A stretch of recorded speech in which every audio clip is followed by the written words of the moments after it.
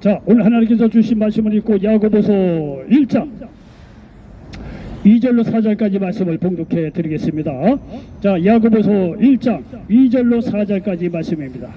내 형제들아, 너희가 여러가지 시험을 당하거든 온전히 기쁘게 여기라.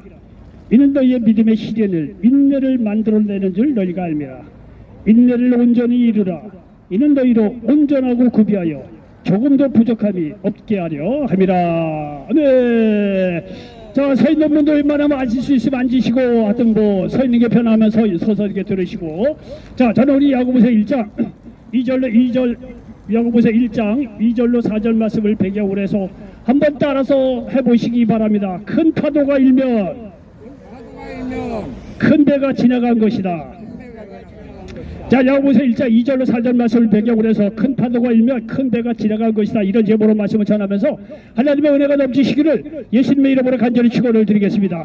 제가 고등학교 때 그 동해안을 처음 가본 적이 있어요. 저기 보니까 뭐 아주 파도가 아주 바다가 좀 보이는 것 같아요. 언덕배기로 올라가서 딱 바다를 봤는데 말이야, 바다가 얼마나 막 시원하게 막 이렇게 터져 있는지 지금도 감동이 새삼스럽습니다. 근데 말이죠, 이 바닷가에 가서 말이야 해변을 걷다 보니까 이게 조용하던 파도가 말이죠, 어느 날 갑자기 어느 순간에 말 큰 파도가 일더라고요. 바람 부는 것도 아닌데, 아 이게 무슨 일인가 봤더니 말이죠, 저쪽에 보니까 말이죠, 일단은 엄청난 배가 지나가더라고요. 큰 배가 지나가니까 말이죠, 큰 파도가 일더라고요. 여러분, 어성같이 조망만한 배 지나가면 흔적도 없어요. 물결 뭐 있긴 뭐 있어, 개코나. 큰 배가 지나가니까 큰 파도가 일더라고요.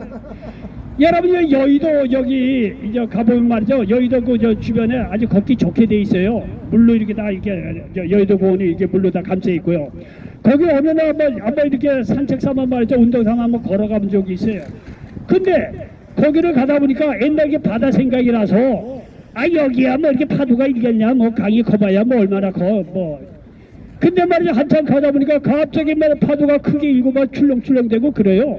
아 속으로는 지진이야 이렇게 또 생각을 했던 적이 있는데, 가만히 보니까 말이야 지진이는 거 아니고 한강에도 나름대로 큰 배가 있더라고요. 아 큰 배가 지나가니까 그 배도 큰 배라고 물결이 크게 일더라고요. 저는 거기서 나름대로 크게 깨달은 게 있어요. 아하, 큰 배가 지나가면 큰 물결이 있는구나. 그러면 큰 파도가 일어난다는 얘기는 큰 배가 지나간 것이라구나. 이런 걸 깨달았어요. 여러분, 믿음 안에 적용하니까 똑같아요. 우리의 인생에 큰 파도가 일면 하나님이 어떻게 큰 축복의 배가 생긴다는 사실을 믿으시기 바랍니다. 여러분 삶 속에서 말이죠, 작은 고난 큰 고난이 있잖아요. 작은 고난은 말이죠, 작은 축복의 배를 우리에게 더하여 주는 거예요. 그러나 여러분 살다 보면 절망에 이른 것 같이 큰 고난에 배가 말이야 우리 인생에 말이야 파도를 일으키는 경우가 많이 있어요. 근데 그것이 믿음 안에서 보면 하나님께서 큰 축복의 배를 우리에게 더하여 주시기 위해서 큰 고난의 파도를 우리에게 허락해 주셨다는 사실을 믿으시기 바랍니다. 여러분, 이 성경에 보면은요, 하나님께서 말이요, 하나님께 쓰시고 축복하는 사람들은 말이죠, 공통점이 있어요. 하나같이 그 인생에 큰 파도가 일게 해서 하나님께서 큰 축복의 배를 우리 인생 가운데 더하여 주셨다는 사실을 믿으시기 바랍니다. 이게 성경의 공식이에요.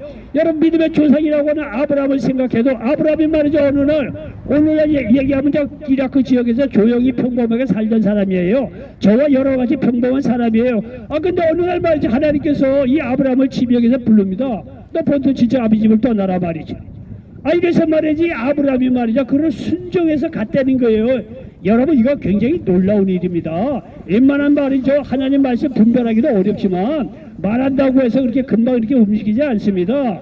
근데 말이죠, 이 아브라함은요, 이런 하나님의 말씀도 본토 지체 아버지를 떠나면 내게 복을 주고 축복의 근원으로 만들어주겠다. 이 말씀을 듣고 아브라함 말이죠, 본토 지체 아버지를 떠났다는 거예요.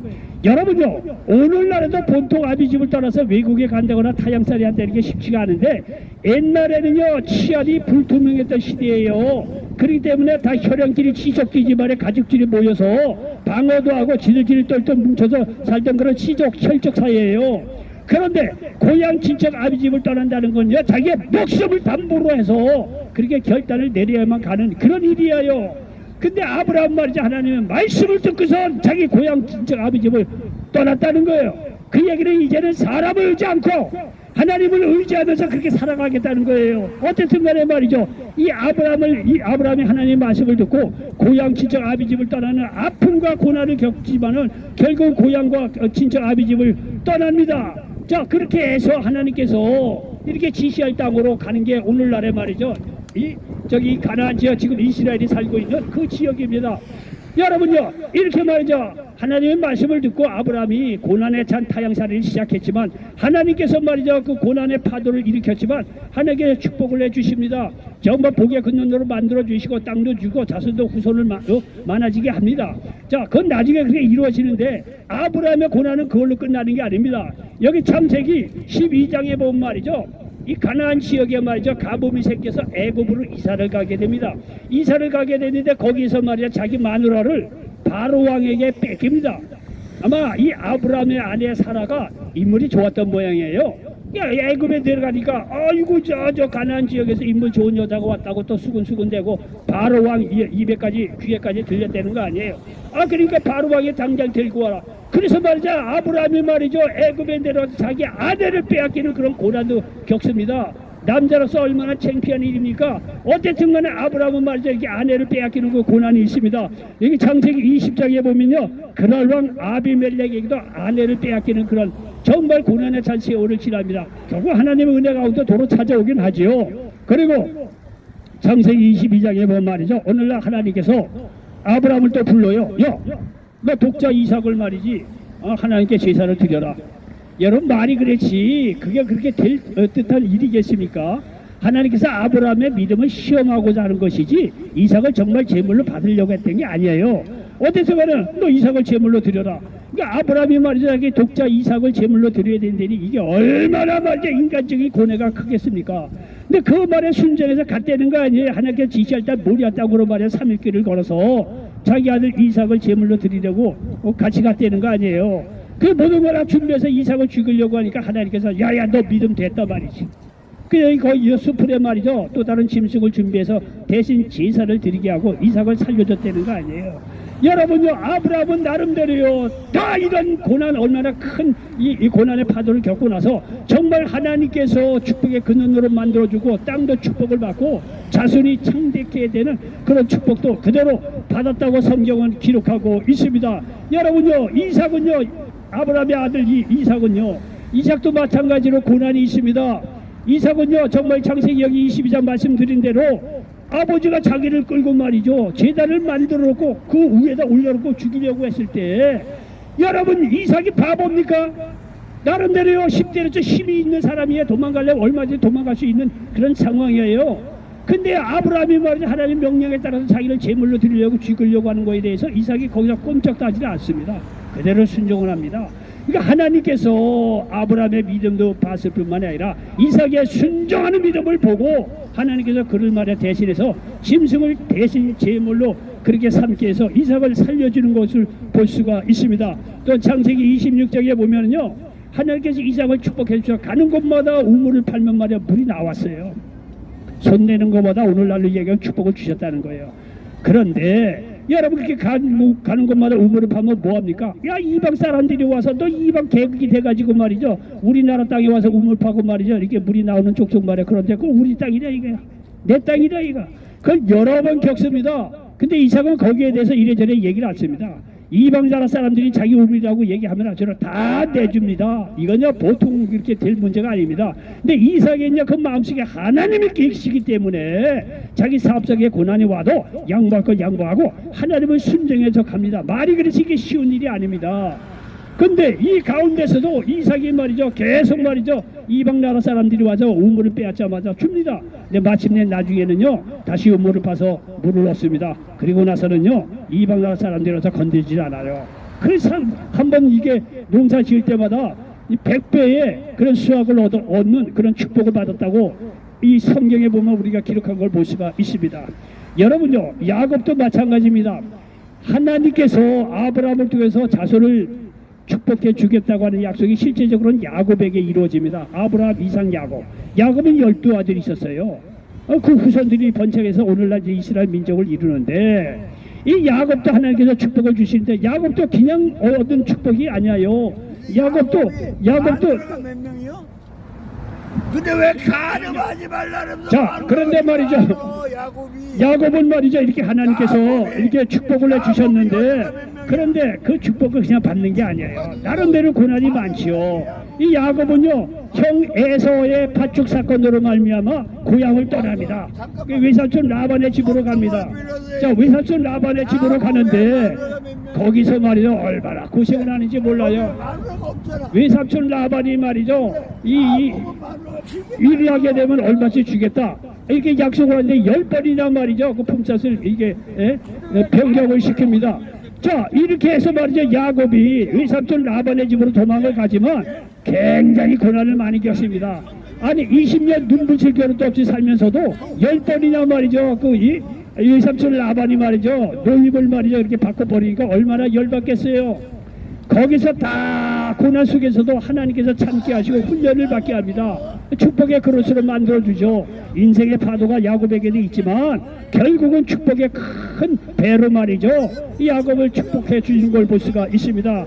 그리고 나중에 이 고향으로 돌아오는 길도 우리가 너무나 잘 알죠. 자, 이게 하나님의 뜻 가운데 이제 고향으로 돌아오는데 이 야곱이 말이죠, 이게 겁나는 게 있어요. 그것이 뭐냐면 형 에서가 자기를 그대로 받아들일 수 있겠느냐는 거예요. 팥죽 한 그릇 사건으로 말이죠, 장자의 축복을 야곱에게 팔아빼라는데 나중에 정신이 들고 나니까 에서가 말이죠, 이 야곱이 괘씸한 거예요. 그 가슴에 품고 있다가 동생 야곱이 말이죠 20년 만에 돌아온다고 하니까 이거 죽이려고 말이죠 군대들을 이끌고 갔다는 거 아니에요. 그 야곱이 이를 알고 말이죠, 야복 가게에서 딱 이겼는데 거기서 이게 진을 치고 있다가 한 발짝으로 움직이지 못하는 거예요. 왜냐? 이게 강을 건너서 에서형을 만나면 자기가 죽겠거든요. 그러니까 말이지 야곱이 얼마나 두려웠겠느냐 이게. 여러분들 인생에 고난이 오면은요, 사람 도움 안 됩니다. 부모요? 도움 안 돼요. 어느 누구도 도움이 안 돼요. 인생이 고난이 찾아오는 거예요. 야곱도 말이죠, 자기 말이죠 이 부인들 아들 딸 다 내보내고 혼자 야복강에서 남은 거예요. 그러니 그 마음이 얼마나 두렵겠어요. 그때 하나님께 말이죠 밤새도록 기도했다는 거 아니에요. 자기 목숨을 내걸고 그 고난 가운데 결국은 말이야 이런 고난의 파도가 왔지만 결국은 하나님께서 야곱을 축복의 큰 배로 말이죠 야곱의 인생을 바뀌어줬다는 사실을 믿으시기를 바랍니다. 여러분요, 또 우리가 기억할 것은 뭐냐면은요, 이 야곱의 아들 요셉을 한번 보십시오. 요셉을 우리가 너무나 잘 알죠. 요셉의 일대기는 이제 창세기 37장에 보면 우리가 그 리얼하게 나타납니다. 이 요셉은요 아버지에게 굉장히 사랑을 받았던 사람이에요. 그런데 말이죠, 뻑하면 말이죠 자기 형제들 잘못한 거를 말이죠 그 아버지 야곱에게 이르고 그러니까 형제들이 이 요셉을 못마땅하게 생각했어요. 그리고 야곱은 아들을 요셉을 너무 사랑해서 좋은 옷을 지어주고, 그러니까 형들이 요셉을 싫어했어요. 그래서 말이죠 결국은 나중에 이 요셉은 자기 형제들에 의해서 애굽의 노예로 팔려갑니다. 여러 가지 사연은 많지만 애굽의 노예로 팔려갑니다. 자, 아버지에게 사랑받던 요셉이지만 어느 날 갑자기 말이죠 애굽의 노예로 팔려갔으니 얼마나 그 인생이 기구했겠느냐 이게요. 근데 그렇게 말이죠 요셉은 정말 이 고난의 파도가 애굽에서 노예살이를 시작하면서 일어났지만 결국 하나님 중심으로 살아간 결과 나중에 결국은 말이죠 그 고난의 과정 파도의 과정을 다 겪고 나서 애굽의 총리가 되는 걸 보십시오. 그리고 수많은 사람을 살렸다고 성경은 말씀하고 있습니다. 여러분요, 이와 같이 말이죠 하나님께 쓰임받는 사람은요 이렇게 다 고난의 파도가 인생 가운데 이렇게 밀려오지만 그러나 그 고난의 파도가 크면 클수록 하나님께서 더 크게 축복해 주셨다는 사실을 믿으시기 바랍니다. 여러분, 다윗도 괜히 왕이 되고 말이죠 하나님께 쓰임받는 인물이 된 게 아니에요. 다윗이 어쨌든 간에 골리앗을 때려잡고 말이죠 전쟁 속에서 사울왕의 사이가 되잖아요. 사울왕의 사이가 되면 뭐합니까? 사울왕이 가만히 보니까 인기가 더 높아 자기보다. 그러니까 사이이기도 하지만 나라를 구한 다윗이기도 하지만 인기가 자기보다 높으니까 사울왕이 열받아갖고 다윗 왕을 죽이려고 하는 거 아니에요. 요새도요 이 정치 이게 보면은 대통령보다 인기 많아지고 그러면 어느 나라나 그 이제 불편한 겁니다. 그게 어쨌든 간에 이 사울왕은 말이죠 자기가 왕인데도 불구하고 다윗이 인기가 높아지고 그러니까 다윗을 죽이려고 하잖아요. 얼마나 기구합니까? 나라를 구한 그런 말이야 다윗인데 더군다나 이 왕의 사인데도 불구하고 말이죠. 왕이 말이 자기를 죽이려고 하니까 그 인생이 얼마나 기구하겠습니까? 사람을 피해서 말이야. 여러 해를 말이게 도망다니는 그런 가운데서도 하나님은 중심으로 믿음으로 말이죠. 그 어려운 고난의 파도를 이겨낼 때 결국엔 나중에는 말이죠. 큰 축복의 배가 다윗에게 말이죠. 하나님께서 보내주셨다는 사실을 믿으시기 바랍니다. 여러분 욥을 보십시오. 욥은 아주 대표적인 아주 인물이에요. 욥은 말이야 창세기 1장 시작하자마자 아들 딸 10명이고 말이요. 짐승도 많았어요. 뭐하시 많으면 뭐합니까? 오늘 갑자기 뭐냐 재난이 닥쳐서 아들 딸 다 날아가고 짐승도 다 날아갑니다. 아무것도 남는 게 없어요. 얼마나 곤란합니까? 그리고 마지막까지 의지했던 이 아내까지도 하나님을 욕하고 죽으라는 거예요. 여러분요 인생에요 고난이 진짜 오잖아요. 다 떠납니다. 그래서는 안 되지만 남편요 떠날 수 있어요. 아내요 떠날 수 있다니까요. 자녀요 떠날 수 있다니까요. 그게 내 잘못이든 누구의 잘못이든 간에 정말 고난이 오면 말이야 자기밖에 안 나는 그런 경우가 있어요. 대표적으로 서울역에서 고생하는 사람들 보면 대표적인 그런 분들이 얼마나 많이 있습니까? 어떻게 간에 자기 잘못이든 어떻게 뭐 자기 잘못하고 관계없이 외부적인 환경에 의해선 간에 정말 고난에 찼을 때는 자기 혼자밖에 안 남아요. 이건 고난의 큰 파도가 이게 밀려오는 거예요. 욥도요 다 떠나고 말이죠. 그리고 말이죠 뭐 알던 친구들이 와서 한다는 얘기 야 근데 죄 때문에 그런 것이지 말이죠. 회개나 라고 말이죠. 위로는커녕 정죄만 합니다. 친구들이 와서 하는 이야기들이요. 여러분요 이러한 고난에 찬 고난의 파도가 욥에게 크게 왔지만은요 그는 말이야 그런 고난 속에서 하나님을 의심하지 않습니다. 끝까지 믿습니다. 그래서 이 욥기를 다 마지막으로 덮을 때 하나님께서 그 믿음을 보시고 말이죠. 아들 딸 똑같이 10명 줍니다. 그 재물도요 갑절이나 축복해 주었다고 성경은 말씀하고 있습니다. 여러분 하나님 나라는 공짜가 없어요. 하나님을 위해서 살아갈 때는 하나님께서 그에게 축복을 더해 준다는 사실을 믿으시기 바랍니다. 믿음을 지킨 사람들에게는 하나님께서 그 믿음을 말이죠 보시고 결코 이 땅에서 거저버리는 게 없어요. 갑절 아니라 30배 60배 100배로 축복해 주신다는 사실을 믿으시기 바랍니다. 여러분요 이 기업도 다 망해가도 정말 자기 사장하고 호흡이 맞고 말이야 회사를 위해서 열심히 일하는 사람은요 기업이 망해도 그런 사람을 딱 잡고 있어요. 그런 사람을 딱 잡고 있다가 나중에 다시 시작할 때 그 사람 데리고 다시 시작합니다. 사람도 그렇습니다.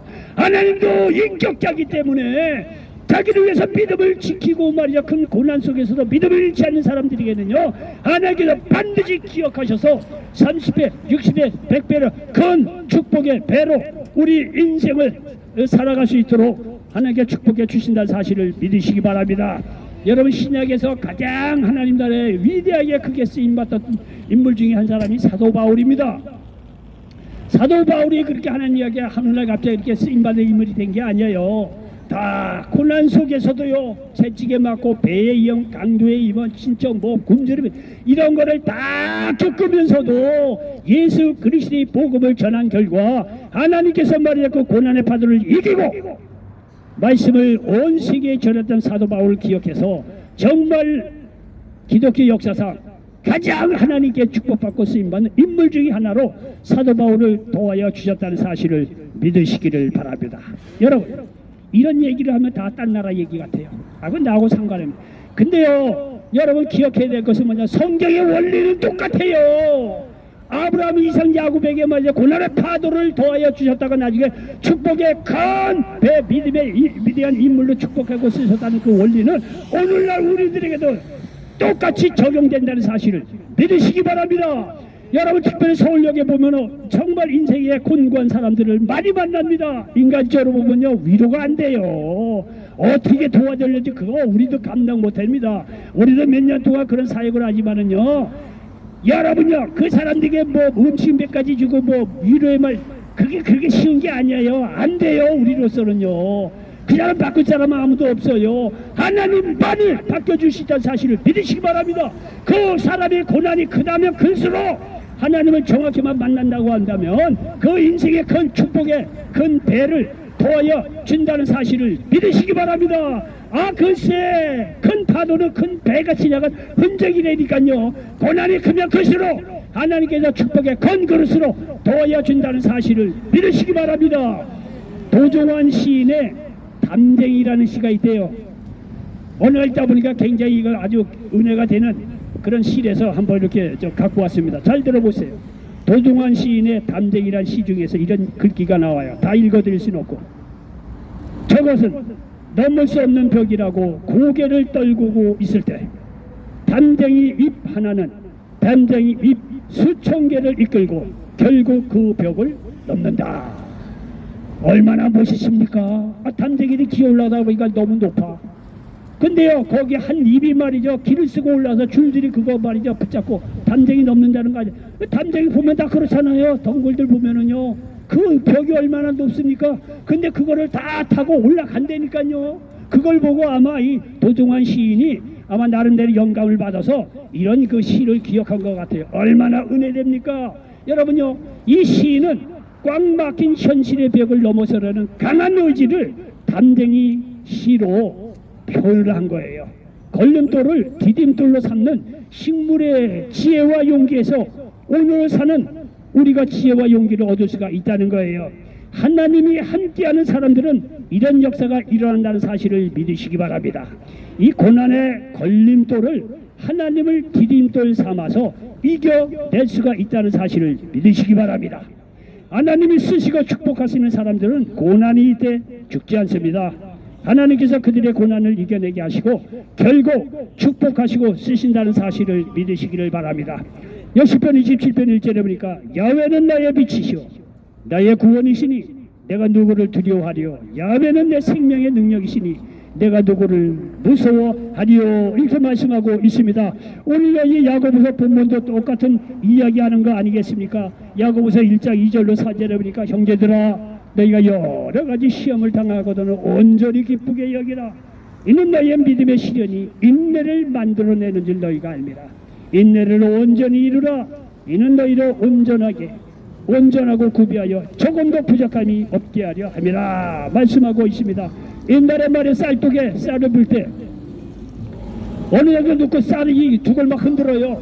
그럼 쌀이 쑥쑥쑥 들어가요. 아주 두간에 꽉 차게 많이 이게 들어가는 겁니다. 마찬가지예요. 우리가 믿음으로 어려움이 때려서 흔들리고 그렇다고 하더라도 믿음으로 이겨내면 그 안에 착착착 믿음의 알찬 그런 믿음의 축복의 그릇이 돼서 하나님께서 쓰시고 축복하여 주신다는 사실을 믿으시기 바랍니다. 결론입니다. 큰 파도가 일면 큰 배가 지나가는 거예요.